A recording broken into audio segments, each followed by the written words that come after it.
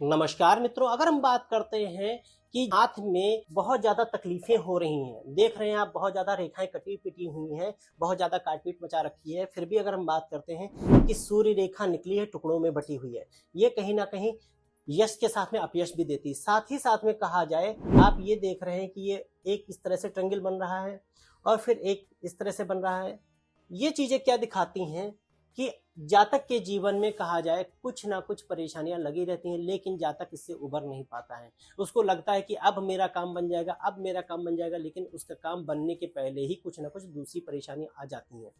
फिर अगर हम बात करते हैं, ये जो ट्रायंगल दिख रहा है सूर्य रेखा और मस्तिष्क रेखा और कहा जाए व्यवसाय रेखा को लेके, ये जो टाइम पीरियड है, इस एज में जातक को काफी कुछ तरक्की होती, तरक्की का कह सकते हैं कि उसके जीवन में उसके परिवेश के अकॉर्डिंग उसको कहीं ना कहीं अपने जो पिछला जीवन जी का है उसके अकॉर्डिंग उसको काफी अच्छा लगता है। अगर हम बात करते हैं ये कितने समय के लिए लगता है, तो ये कहा जाए 32 साल से लेके 24 साल के बीच में जातक अपने जीवन में कहा जाए काफी कुछ तरक्की करेगा।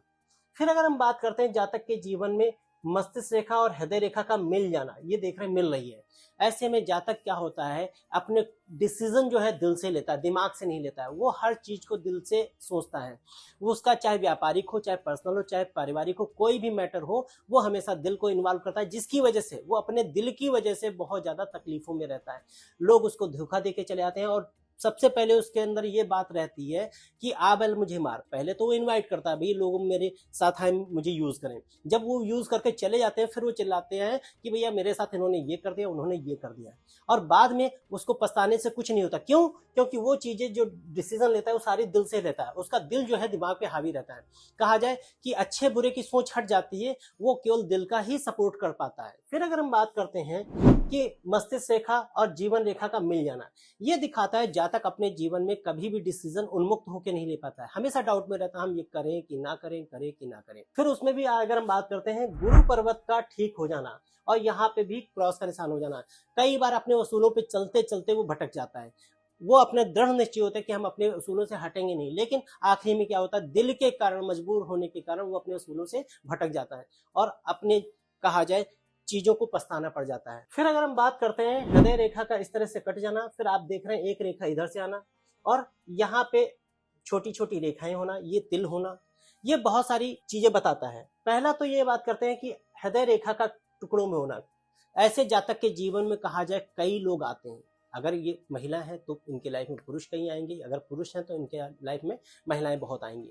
फिर अगर हम बात करते हैं यहाँ पे तिल होना, बुद्ध पर्वत पे तिल होना, तो कई बार ये होता है कि इनमें वाकपटुता भी नहीं होती, ये बात करने के उतने चपल नहीं होते, चालाक नहीं होते हैं, ये अपनी बातों को उतनी ज्यादा कहा जाए क्लैरिटी से रख नहीं पाते हैं और उसके बाद इनको पछताना पड़ जाता है। साथ ही साथ में कहा जाए विवाह रेखा का भी हल्का होना। एक तो विवाह रेखा दूर से है तो इसका मतलब इनका विवाह देर से होगा, प्लस विवाह में सुख ना मिलना, दाम्पत्य जीवन में सुख ना मिलना, ये भी दिखाता है। वो भी किन कारणों से, इनका खुद के नेचर के हिसाब से होता है कि इनको सुख नहीं मिल पाता है। फिर अगर हम बात करते हैं कि जीवन रेखा पे देख रहे हैं बहुत सारा जाल होना, हृदय रेखा पे जाल होना, मस्तिष्क रेखा पे जाल होना, ये सब दिखाता है ये बहुत जल्दी घबरा जाते हैं। इनके जीवन में शारीरिक कष्ट होते हैं जो हृदय से भी रिलेटेड हो सकते हैं, मस्तिष्क से रिलेटेड हो सकते हैं, और कहा जाए अपने शारीरिक स्वास्थ्य को भी लेके हो सकते हैं। और बीच का हिस्सा देख रहे हैं इतना गंदा है, ये दिखाता है राहु का क्षेत्र होता है। ऐसे में जातक अपने जीवन में कहा जाए इसको पेट की, लीवर की या फैटी लीवर की प्रॉब्लम होती है। ऐसे जातकों को कहीं ना कहीं अपने खान पान पे, अपने दिनचर्या पे ध्यान देना चाहिए। ऐसे लोगों को व्यायाम वगैरह करते रहना चाहिए। फिर अगर हम बात करते हैं बुद्ध पर्वत पे ये तिल का निशान, ये दिखाता है ये कई बार प्रेम प्रसंग में इनको धोखा भी मिलता है और बदनामी भी मिल जाती है।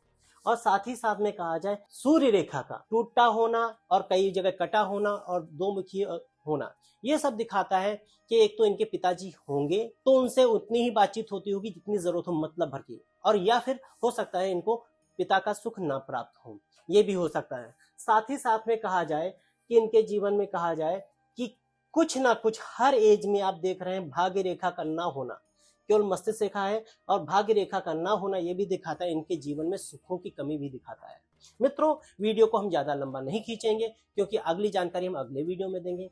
अगर आपको हमारे वीडियोस को देख के अच्छा लगता है, आपके मन में कोई भी प्रश्न है, कुछ भी है, कोई शंका है तो आप हमें कमेंट बॉक्स में लिख सकते हैं।